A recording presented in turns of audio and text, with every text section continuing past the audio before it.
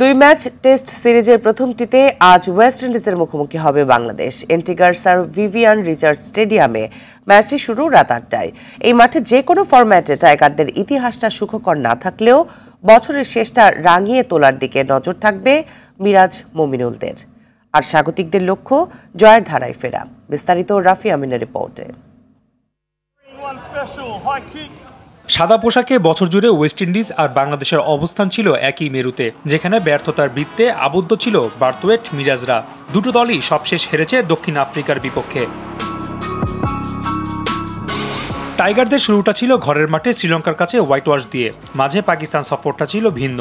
এরপর ভারত ও প্রোটিয়াদের কাছে যাচ্ছেতাইভাবে পরাজয়। এমন পরিসংখ্যান নিয়ে শুক্রবার ক্যারিবিয়ানদের বিপক্ষে খেলতে নামবে লিটন তাসকিনরা, যেখানে অতীতটাও সুখকর নয় টাইগারদের। সবশেষ ৩ সফরেই হোয়াইট ওয়াশের লজ্জায় পড়েছে। এরপরও অতীত ইতিহাস ভুলে বছরটা জয় দিয়েই শেষ করায় নজর থাকবে টাইগারদের। এদিকে ওয়েস্ট ইন্ডিজ বছরটা অস্ট্রেলিয়ার মাঠে জয় দিয়ে শুরু করলেও পরবর্তী ৫ টেস্টের ৪টিতে হেরেছে, বাকি একটি ড্র। ফলে টাইগারদের বিপক্ষে অতীতকে পুঁজি করেই ঘুরে দাঁড়াতে মাঠে নামবে সামার জোসেফ, কেমার রোচরা।